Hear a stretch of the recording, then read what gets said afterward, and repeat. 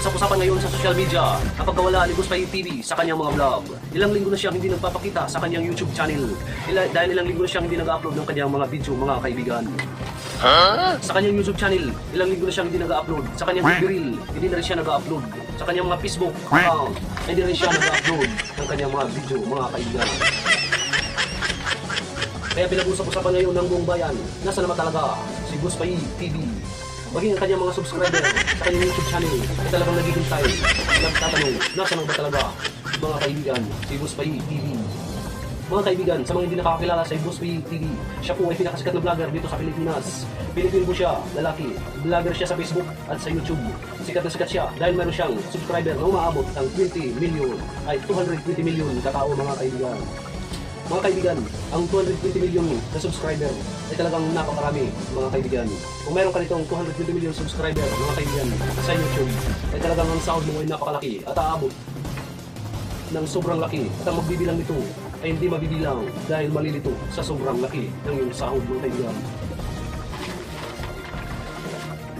Mga kaibigan, para po sa inyong kaalaman, para po inyong malaman, para po ating matuklasan, amin po siyang tinawagan ng aming team dito sa aming ECBN.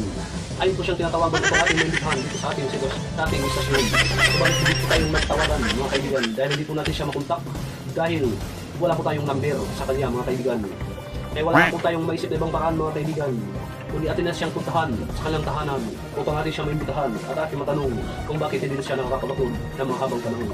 Abangan niyo lang, mga kaibigan, ang susunod na mangyayari sa ating pagpunta sa kanyang tahanan. Maraming salamat po, mga kaibigan. Ito po ang ECBN Channel. Magandang gabi po sa ating lahat, mga kaibigan. Kami po ay taga ECBN. Nandito po tayo ngayon sa bahay ni Boss Pai TV. Atin po siyang interviewin ngayon, guys, kung bakit siya hindi nakakapag-upload sa kanyang Facebook at sa kanyang YouTube channel. Dahil ang kanyang buong bayan, ang kanyang mga subscriber na umabot ng 220 million ay nagtatanong na kung nasaan na si Boss Pai TV. Ngayon, guys, nandito tayo ngayon sa kwarto. Ito yung kwarto, guys, ni Boss Pai TV. At andyan siya, guys, nakahiga. Ngayon, nakahiga. Galing pa siya sa biyahe. Ngayon, natin na po siyang interviewin kung bakit hindi na siya nakakapag-upload ng kanyang mga video ng mahabang panahon. Boss Pai TV, magandang gabi sa iyo.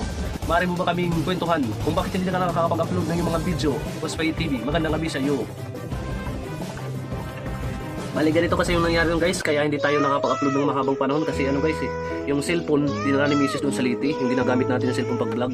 Kaya naman dinala ni Mrs. yung cellphone dun sa Liti sa kanilang bakasyon. Ay sa kanya naman talaga yung cellphone, guys.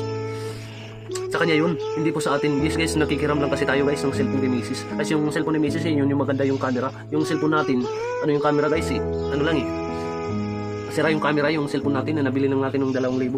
Kaya yun guys, hindi tayo nakapag-upload ng mahabang panahon kasi wala tayong mahiram ng cellphone. Pasensya na guys sa ating mga subscriber, hindi tayo nakapag-upload guys. Pasensya na po, maraming salamat po. Yun lang po yung rason kung bakit hindi po tayo nakapag-upload. Maraming salamat po.